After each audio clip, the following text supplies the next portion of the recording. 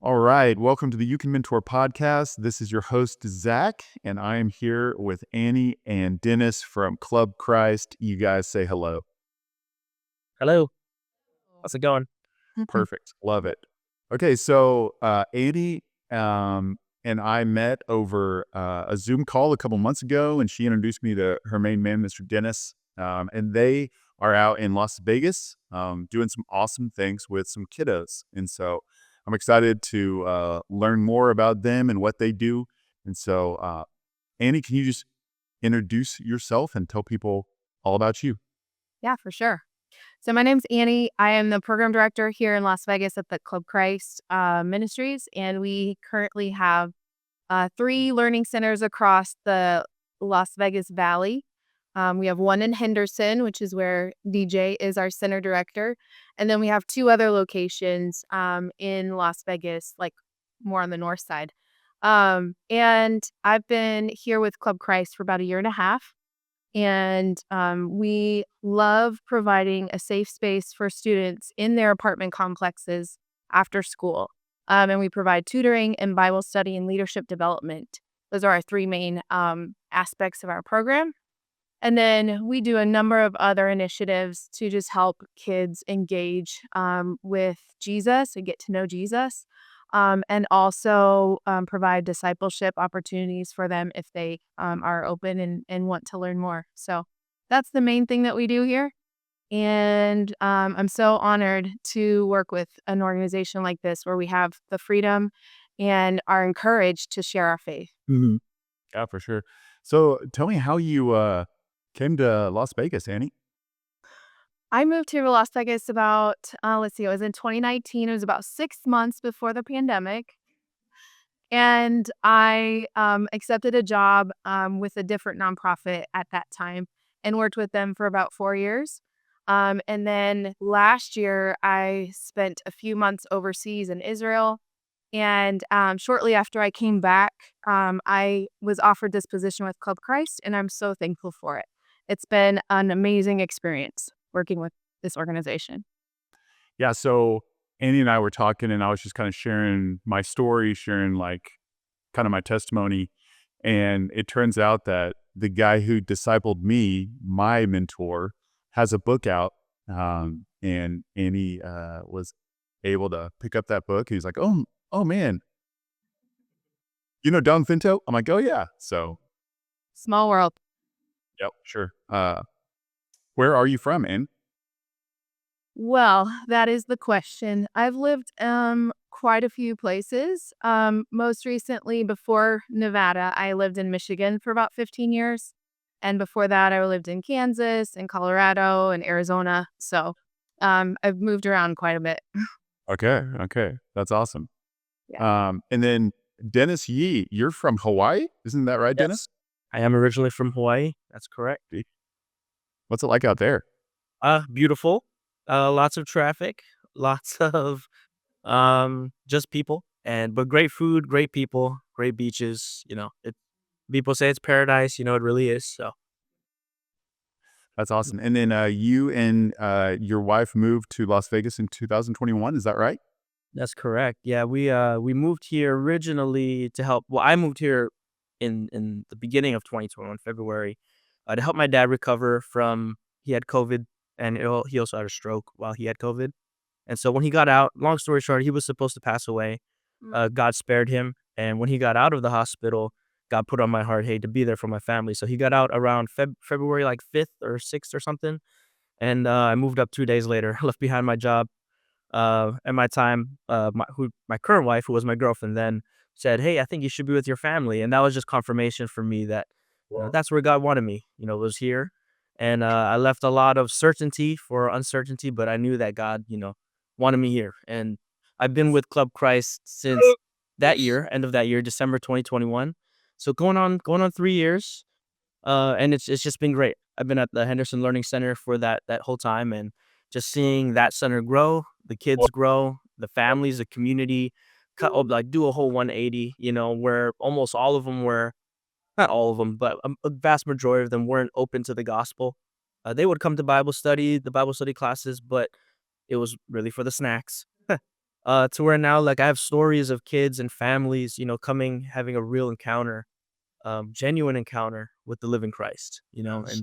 and seeing their transformation, not just to the, on the inside, but to the people around them as well. Yeah. Yeah, that's awesome, man. So tell me why you two are passionate about mentoring. Yeah. Do you want to go first? Go for it. Okay. Well, so I grew up in, in Hawaii. It's beautiful. I had a great support system, family system. But I put myself in, through my own choices, in situations that weren't the best. I got kicked out of high school in ninth grade, surrounding myself with friends who were doing, not the best things. And so I know just by choice that it's really easy to go off the path. It's really easy to be swayed and to want to be accepted by people and letting that influence your decisions, right?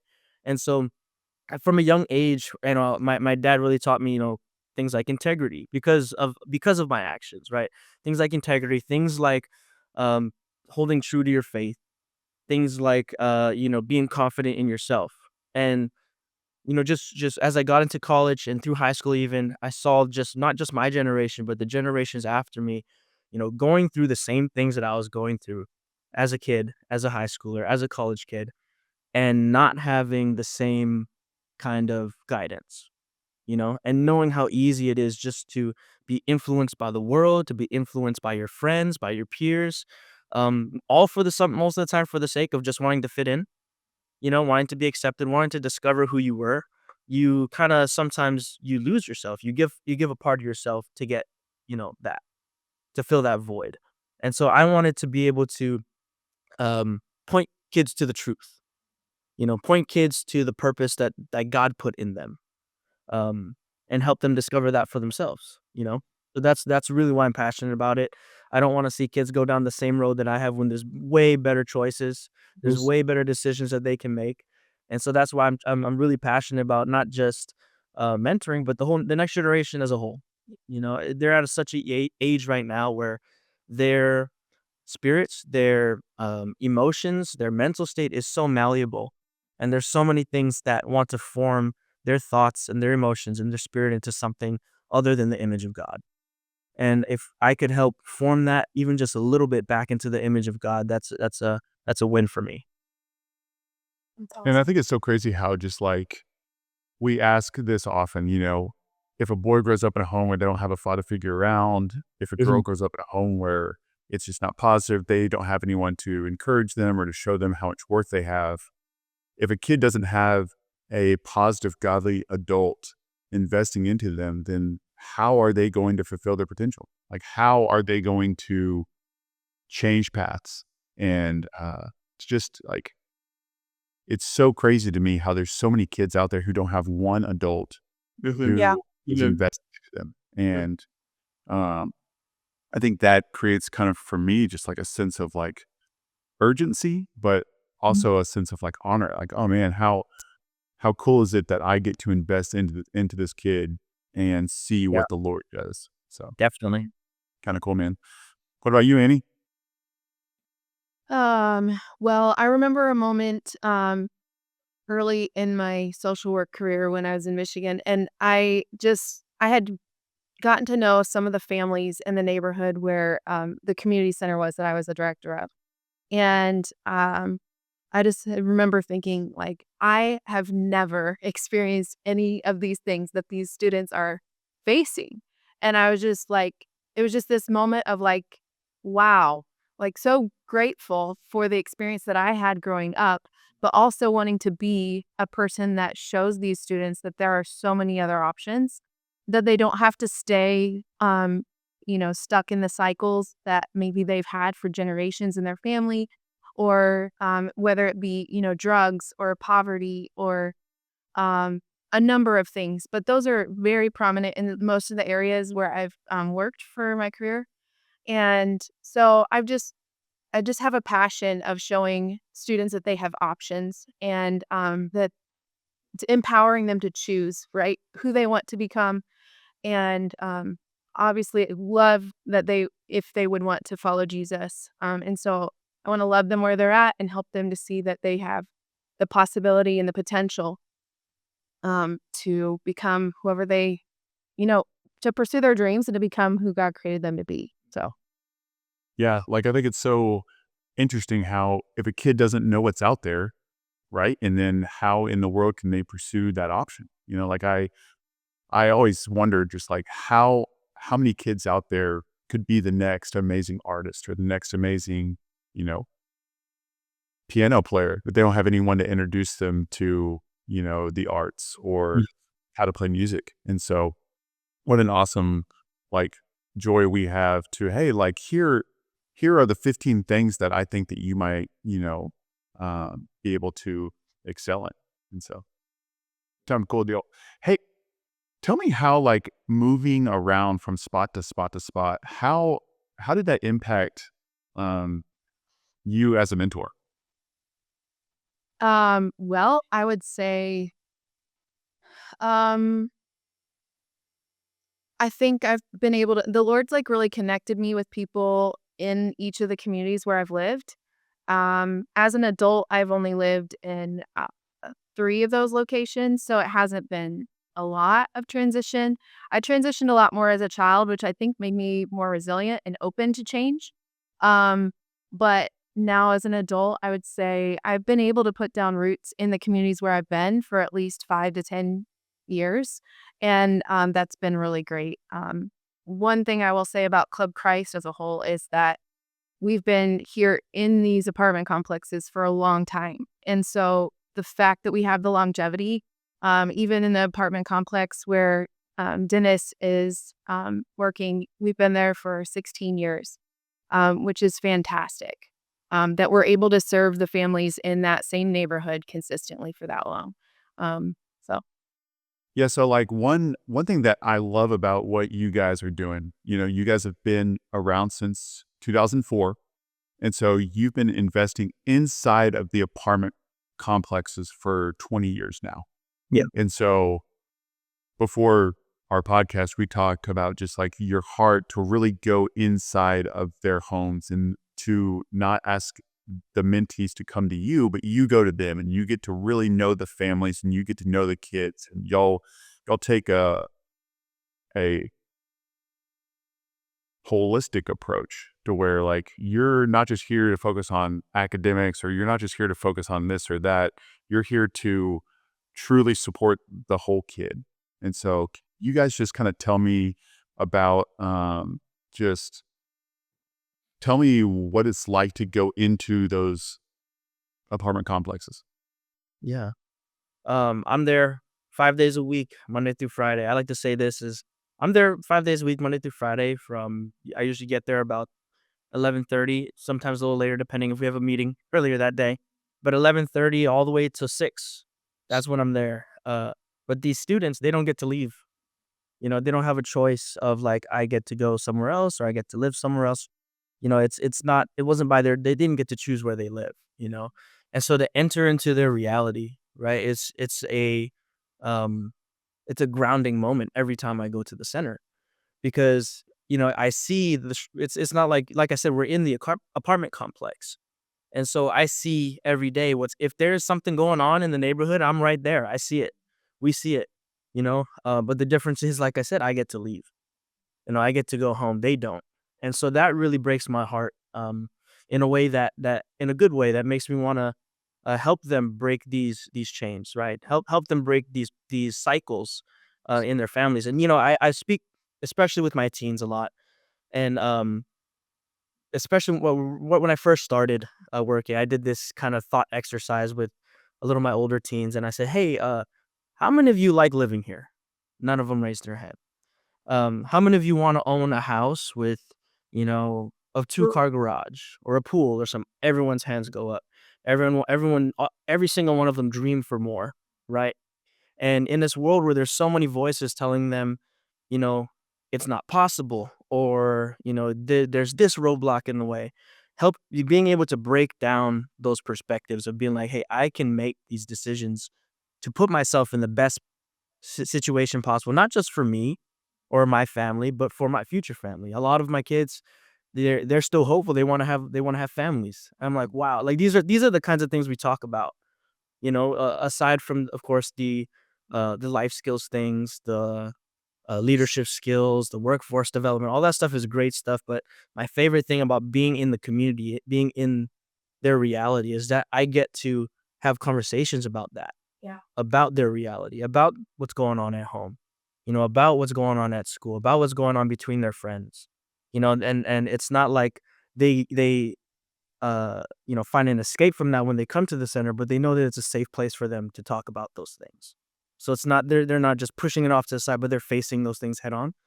And that's what I love about being there. Is that even if just for a few hours a week, that we get to step into what they're facing and help them work through those things. It's a huge thing. Yeah. So, like, try to paint the picture of your what does your program look like? Like, do you go from apartment to apartment? Do y'all have like a center? Like, Yeah. kind of to have a bit more about that. So within the apartment complexes, it kind of varies actually from center to center. Yeah. For example, our Las Vegas center, we actually rent out an actual apartment, unit, and the kids come there, right? At my center, at the Henderson Center, and at our Summerhill Center, the apartment complex actually gives us a space on their property to use, right? And which in and of itself is a huge win because both of mine and the Summerhill centers are run by the Southern Nevada Housing Association. So it's a government association that's allowing a Christian organization to be within their complexes, which is amazing. It's massive.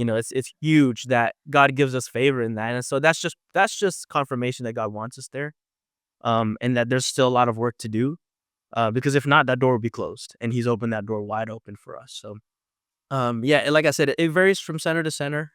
I believe that's our first center that opened was an actual apartment unit as well, back in 2004. So that's how it started. That's the bread and butter. Is just being there Yep. within their community. Yeah. Um, Andy, so like, tell me what you focus on from like a day-to-day perspective. Sure. So day-to-day perspective for me, as the program director would be just like overall at all of our locations, like making sure that the center directors have what they need to run the program smoothly. And so I support our center directors as much as possible. I also visit each of the locations each week. So I know all of the kids at all of the centers for the most part, and also all of the volunteers at all of the centers. So I manage a lot of the volunteer coordination. And then I also provide admin support to our executive director and development coordinator. So I am here at our office, but I'm also in the community. I'm kind of all over the place. But yeah, that's kind of what I do, just overseeing it all. That's awesome. So tell me what, like, being in the apartment complex, have you guys ever seen something that's kind of crazy or what? Yes. The regular. On pretty regularly. Um, I think since the 3 years been working here, at being at the Henderson Center, I think I need two hands to count how many times things have happened. Most recently, I think it is, there was a SWAT team that raided a house kind of right next to the center. There was a shootout that happened within one of the cul-de-sacs, and I had to shut down center for that day. Um, because a couple of those guys were still on the loose, and the police were set up a perimeter around the center, and things like that. And then even just things that are not that big, but still are, I would say, um, important to mention is just the violence in general. Kids getting into fights outside the center. Um, you know, Parents getting into arguments, yelling. You can hear it. From my center, and so it's any and all things have happened there. So Yeah. Man, so like, whenever you experience something like that, like people fighting, people raising their voices, like, I think it's so cool that y'all do mentoring, you do after school stuff, you focus in on education and job training skills and developing all of these leaders and everything. But what do you feel like um, what do you try to give the people in those apartment complex from like a spiritual standpoint? Right. Well, initially, at least for my students, and I'll tell this story. One of my students, their house got shot up, and this was maybe 3 weeks ago. And their house wasn't involved. It was their neighbors, and another, I guess, rival people were waiting for them to come home. When they saw them come home, they drove by and shot up the place. And one of my students actually showed the bullet hole in her car. She showed it to me, and I was like, "Wow," And so what comes to mind when what I want them to know is that this is not normal. That they don't have to get used to this. That they shouldn't just be desensitized to it. And because when you get, there's a saying that familiarity breeds or unfamiliarity breeds familiarity, or opposite. I forget which one. Basically, meaning the more you're around something, the more you become numb to it. Yeah. And the fact is, a lot of my students in these families, that this is their norm, right? And that, Jesus in the Bible, that it's when you compare it to the reality, that there's this stark contrast, that this is not the way that God intended. Yeah. Bringing the focus not onto the people but to the sin. That sin is what caused this, right? The sin is what is making this cycle go around. And when they realize that, they can they can break that cycle. You know what I mean? And bringing it to the fact that it's not that, the Bible says we're not battling against flesh and blood, but against spirits and principalities, right? And so bringing their attention to that, especially the parents, because the parents are like, this is normal. This happens like every other week kind of thing. And I'm like, well, it doesn't. It shouldn't. Even if it does, it shouldn't. And being able to pray with them, that's one of the biggest things. Being able to pray with our families at their doorsteps, in their living rooms, at our center, even just walking down the sidewalk, um, being able to pray with them is just a huge exposing them to the love of Christ. You know, it's not something that happens overnight where they just, oh, I believe in Jesus and I love Jesus. But the more that we can, expose them to the love of Christ, it just brings them that much closer, to God. And it's tough because the odds are stacked against them. That's the harsh reality of this neighborhood the neighborhoods that we serve is Yeah. the odds are stacked against them. That's a reality. Um, but Yeah. The Bible is so much more real. Christ is so much more real, so much more powerful, and he can and he wants to break those things in their lives. So, yeah. Like, I think it's so cool how you guys truly have the opportunity. You're almost like a pastor, like Yeah. within the apartment complexes. Mhm. And I would assume if there's people there who don't go to church or who they don't know Jesus, if the Lord stirs up their hearts, or if they have something that they're having a hard time with and they're trying to seek out someone to kind of help them out, Mhm. what a great opportunity they have to be like, oh, I know Dennis, and I don't know much about Jesus, but I do know that I see him every day, and I do know that he's talking about Jesus. And I see him, having joy. I see him having peace.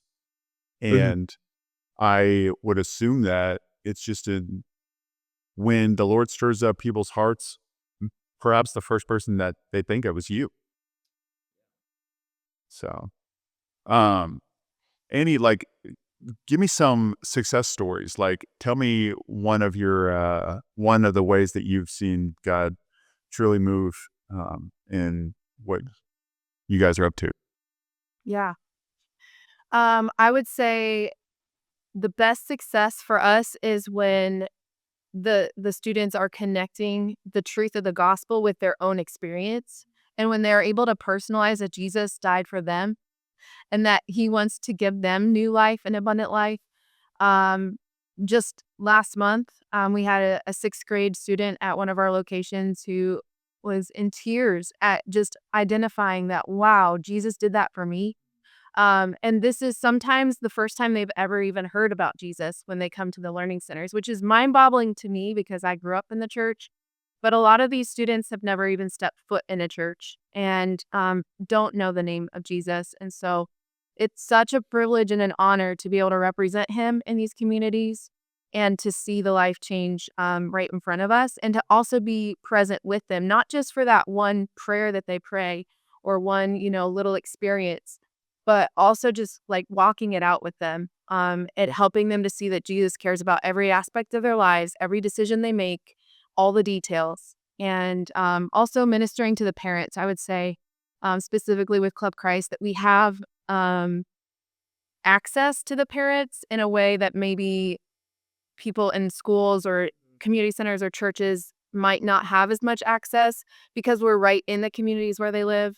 Um, Even just next week, we have moms' nights and dads' nights happening at our center where we Yeah. we celebrate the parents and we connect with them, and we're able to pour into them just as much as the students, at least once a semester. Yeah. So that's one of our goals, is just really being the hands and feet and representing Jesus well in these communities. So how important is it to build that relationship with the parents? And how do you guys go about trying to trying to get to know them, trying to build up like a bunch of trust with them? Mhm. I would say it's very organic. Um, Yeah. Honestly, we don't have a formula. We just try to show up and be present. And usually the kids coming to the learning centers is the first step. But then as the students are engaging and connecting and going home and sharing what they've been learning, or maybe the parents are seeing their progress in their reading at home, Mm. or maybe um, they're talking about the new friends that they've made, or whatever. Maybe they're talking about a field trip that we took on a day that there wasn't school.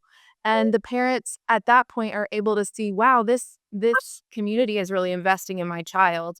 And we really have an access point then with the parents where we're able to sometimes pray with them if they're open to it, minister to them with what they need, maybe meet basic needs and provide clothing or food or whatever else they might need at the time, maybe paying their electric bill. We don't do that on the regular, but sometimes there's circumstances where we can step in and just show them that, hey, the church and the people of God really do love you and care about you, and we want to help you. So sometimes it's very practical, but a lot of times it leads to those conversations where we can introduce them to the Lord and pray for them. I remember one situation over the summer where there was a mom, a single parent, and she had 8 kids at home, and she was trying to move out of one of our apartment complexes, and, our executive director and I had an opportunity to pray with her because she was just so overloaded and stressed about the whole process, and just that she was willing to just receive prayer at that time, you could see, like, the anxiety and the depression and the stress just kinda leave as soon as we were able to pray with her. So those are the moments that we're really grateful for, to connect with the parents. Um, do you have any about specifically with parents, DJ? Um, no, just like I said, it's very, very organic. At least the way I approached it as well. We do have, these scheduled community events where we invite new students and new families and get to know them. But what I've found is that the best way to do it is just to, be human. Mhm. When you see someone walking in the neighborhood, say hi. Yeah. And I became known as, hey, you're that center guy. And once I became known as that, became very easy for me to just be like, yeah, I am, that. And let's talk about it. Do you have any kids? Do you have any high schoolers that may need help in their classes, or maybe you want to send them for, we've got a life skills class coming up, why don't you come check it out? We've got this event coming, come check it in. And it's just, being a human, being there, not, because we're there, I'm there, not just to go there and do my job. It's actually part of my job is to connect Yeah. with the community, connect with the families. Um another thing I do is I connect with the property manager. I print out a bunch of flyers, say, hey, when you do your welcome packages for families that move in, throw this in there. And I go around the complex maybe once or twice a semester, and just knock on doors. And I was like, hey, I noticed that this is a new car, maybe that's a new family. I'll go knock on that door and introduce myself. Just yesterday, actually, was it yesterday? Wednesday. Um, a new family moved in right behind my center, and they came and knocked on my door, and they're like, "Hey, what's going on? What is this?" Yeah. What my mom wanted me to come over here and check it out, and I was able to explain the program to them, give them an enrollment form. Um, And then aside from that, another thing that helps out is just word of mouth Yeah. from the kids. When the kids enjoy it, they want their friends to come, right? When they love what we're doing, they want their friends to be a part of it, and they go and tell their friends, and their friends tell their parents, and then their parents. It's just a chain of events that leads to, more people coming into the centers and experiencing, right, what God has for them. Yeah, like the best way to get more kids into your program is to have an excellent program. And Exactly. the best way to earn a bunch of favor with the parents is to invest into their kiddos, is to make sure that those kids have an amazing experience with y'all. So, um, everything that you guys provide, does it cost money or what? It's completely free. Wait. Okay, so tell us your thought process behind that. We want to remove as many barriers as possible for not only kids to receive the help that they need for school, but also receiving the gospel. So we don't want there to be any type of obstacle for them to hear about Jesus and to make a decision to give their hearts to the Lord. So, yeah, we provide free snacks, and the tutoring and Bible study is all free. The Bible study is totally optional. They're not forced to come and listen to the Bible, but we do provide that as part of our program to each age group once a week. Yeah. The tutoring, it happens twice a week, and then Bible studies once a week, and that's for all three age groups. So we're managing a pretty tight ship with our scheduling and, right after school hours because we try to keep the kids as busy as possible in that 3 to 6 range. When our statistics here in Las Vegas are that, that's when most crime happens for that, especially for juveniles. So we want to provide the opportunities for them to be engaging in positive activities after school. That's awesome, Annie. Whenever I think of Las Vegas, I don't think of good thoughts. Yeah, right. But uh, but it sounds like you guys have a bunch of church partners, or like who in the city kind of helps you guys serve. Yeah, we currently have 15 different churches that are partnering with us on a monthly basis. And then lots of individual donors. And then we also do partner with a few grants. Um, and yeah, we're mostly privately funded through donors. So it's amazing. Yeah. It's awesome. And I just love you guys. Like anytime that you invest into kids, it's a good thing, right?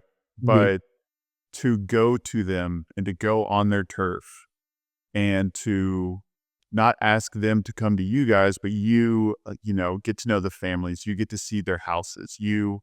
Um, you put yourself at a disadvantage and you inconvenience yourself to make it easier on them.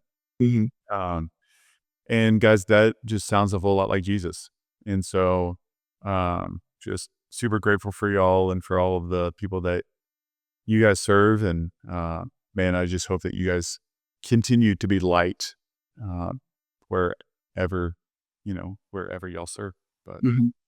Yes. um, super quick, tell me about that kid. All of us have that kid. Who is it for y'all? Well, for me, that kid, those are my favorite. Those are our favorite because I was that kid. The ones that intentionally try to push the boundary. They try to, um, see how far they can go, push your buttons. For me, I'm a pretty calm guy. I'm a pretty patient guy, and so I like to think, hey, if I could be more annoying than you.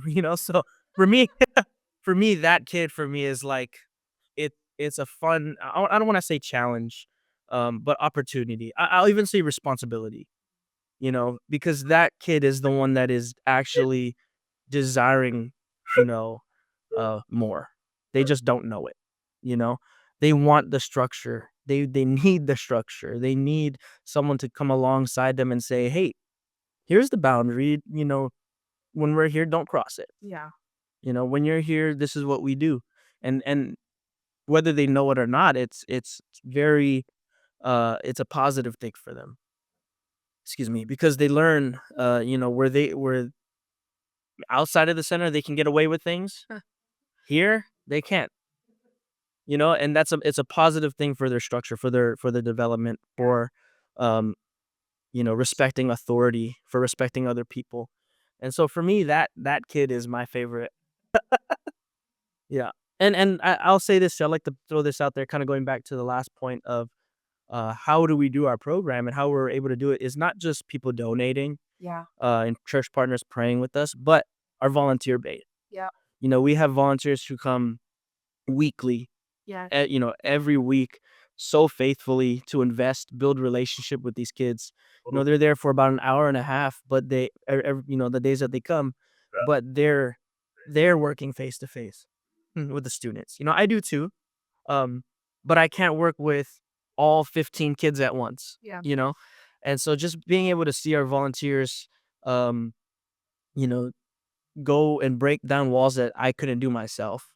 That's what really makes our program run. Like I like to say that, like, the center directors, like us as a staff, we're the face of the organization, of course, but the heartbeat and the hands and the feet are our volunteers, for sure. So That's awesome. What about you, Annie? I would say one of that kid for me, with Club Christ has been, I'll just relate to one of the students at the Henderson Center. She was in 3rd grade last year, and now she's at 4th grade. She has a twin sister, Mhm. and she thinks that she can do whatever she wants. And her twin sister is not that way. But she really struggles with following directions and respecting the guidelines that we have in place. But she and I have evolved in her relationship, I'll say. And I feel like we're in a much better place now than we were even a year ago. And she knows that we love and care for her, and that's really the foundation of where the respect and the trust is established. So No, I was just gonna say, like, because for that kid, they when they're there, it seems, if someone who did not know what we did yeah. were to come in and just be a fly on the wall, they would be like, "Wow, that kid hates it here. They don't want to be here." Like, but they keep coming back, and they often. I truly think it's because it's what they desire, like that structure, even though they're completely defiant in it, and they desire it because deep down they know that that's what's missing. And I love with her and um Do you want to talk at all about your student interns and that mentoring? oh yeah, yeah. I, Okay. I mean, um If you have time, I yeah. don't know what our time frame is. Please go ahead. Oh, well, so our student interns, like, we hire a few of our 11th and 12th graders.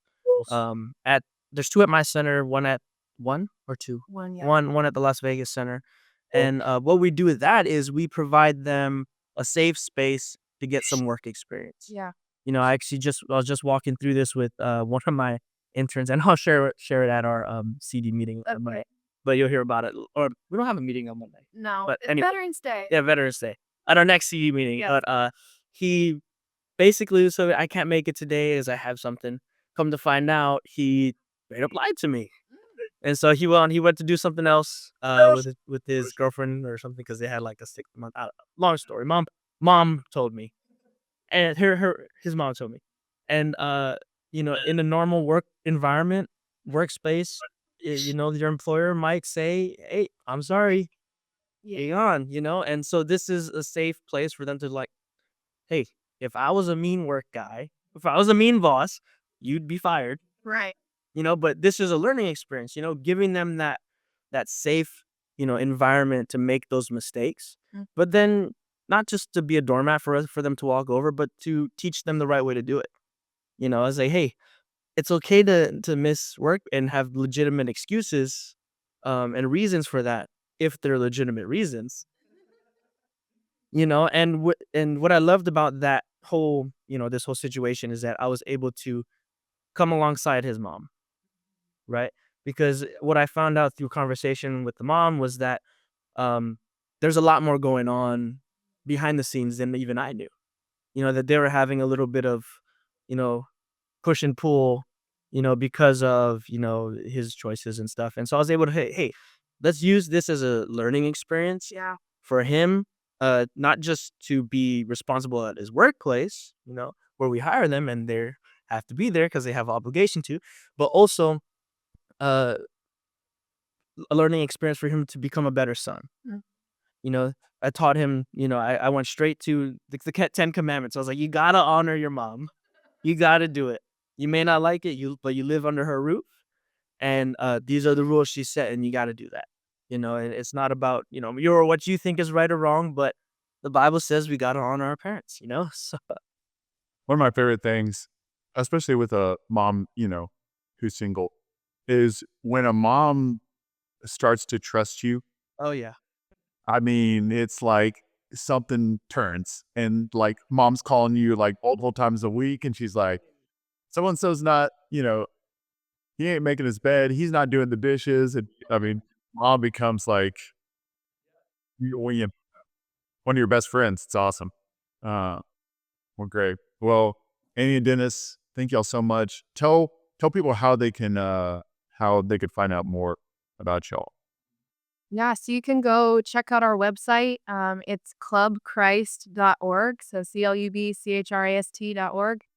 And we're also on social media under Club Christ LV for Las Vegas. Yeah, we're we're always thrilled to connect with people all over. We have some great support from across the nation. Honestly, our network is expanding, and um, we're opening some new locations here pretty soon. So even just last night, we had an open house at one of our locations with law enforcement and councilwoman. But yeah, things are exciting. We're expanding, and we're looking forward to impacting more lives and more communities here in Las Vegas. Yeah. So thanks for joining us. Of course. Thank y'all so much for sharing. You guys are awesome. So super thankful for y'all. And thank y'all so much for tuning in. Please be sure to share this episode with your staff and with your volunteers and with all of your mentoring friends. Follow us on social media. Check out our website at youcanmentor.com. And remember this, you can mentor. Thank you. Blessings.